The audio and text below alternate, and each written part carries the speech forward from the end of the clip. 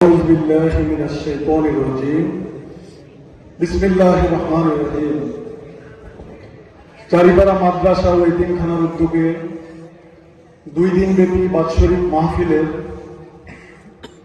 সম্মানিত সভাপতি, মঞ্চে উপস্থিত সম্মানিত ওয়াইজি, বাংলাদেশের আলোড়ন সৃষ্টিকারী বক্তা, সম্মানিত আগত অতিথিবৃন্দ, মুসল্লিয়ানে কেরাম, আসসালামু আলাইকুম ওয়া রাহমাতুল্লাহ। আমরা এই চারিপাড়া মাদ্রাসার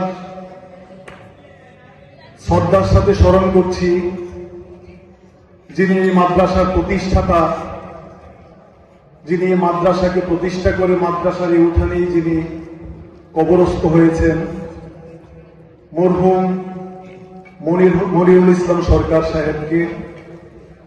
সাথে সাথে স্মরণ করছি ওনারই আরেক বন্ধু, এই মাদ্রাসা প্রতিষ্ঠার মিটিংয়ে যারা উপস্থিত ছিলেন, এই এলাকার সূর্য সন্তান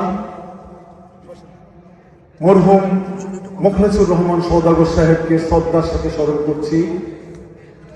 এবং এই মাদ্রাসার প্রতিষ্ঠার মিটিংয়ে যারা ছিলেন, মরহুম মুজাফফর সরকার সাহেব সহ যারা জীবিত আছেন, জনাব মান্নান সরকার, আব্দুল কুদ্দুস সরকার, হাজী দেলোয়ার হোসেন সরকার সহ এই মাদ্রাসার পিছনে যারা দিনরাত শ্রম দিয়ে যাচ্ছেন, তাদের সকলের শ্রমগুলো আল্লাহ রাব্বুল আলামিন কবুল করুন।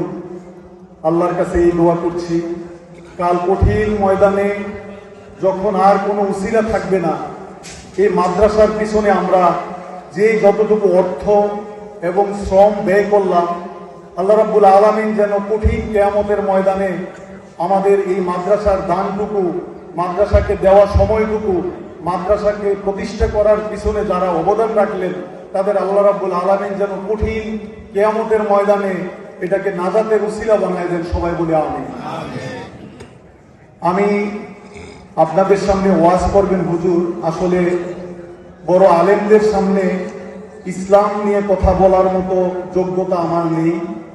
আমি একেবারে কম জানা ছোট একটা মানুষ। হুজুর যতগুলো বিশেষণ বলল, আসলে উনি মন থেকে ভালোবাসেন, এই কারণে আসলে আমি একজন ক্ষুদ্র মানুষ।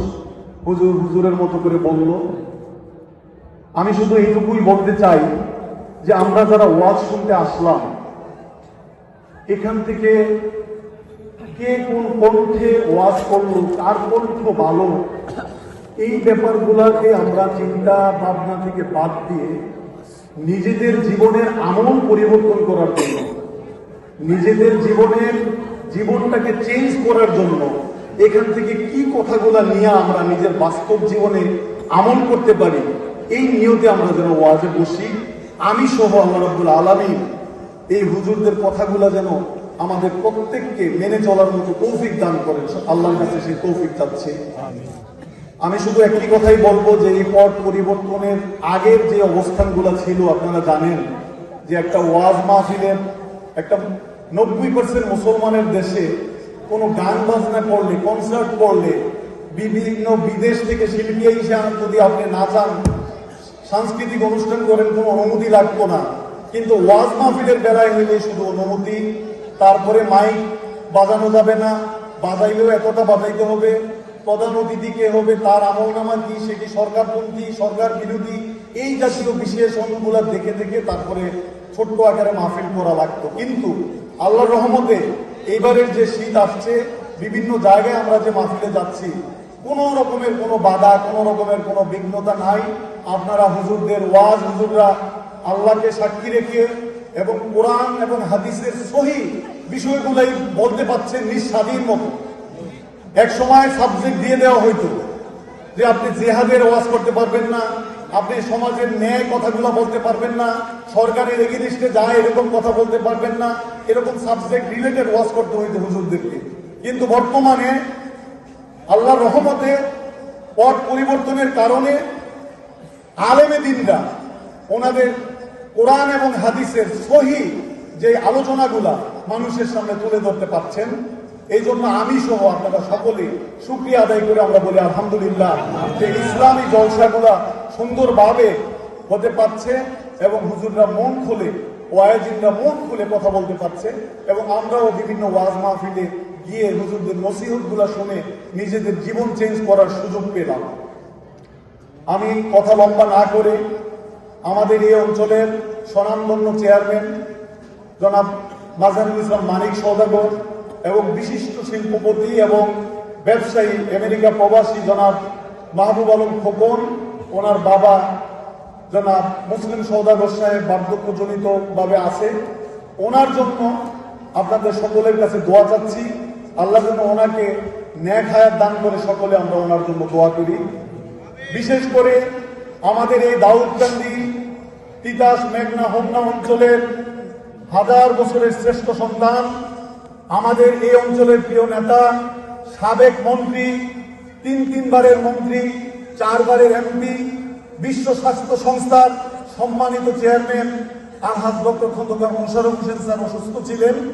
এখন আল্লাহর রহমতে উনি সুস্থ হচ্ছেন এবং উনি যেন দীর্ঘ ন্যাক হায়াত পেয়ে এই অঞ্চলের মানুষের খেদমত করতে পারে। আপনাদের সকলের কাছে স্যারের জন্য দোয়া চাচ্ছি।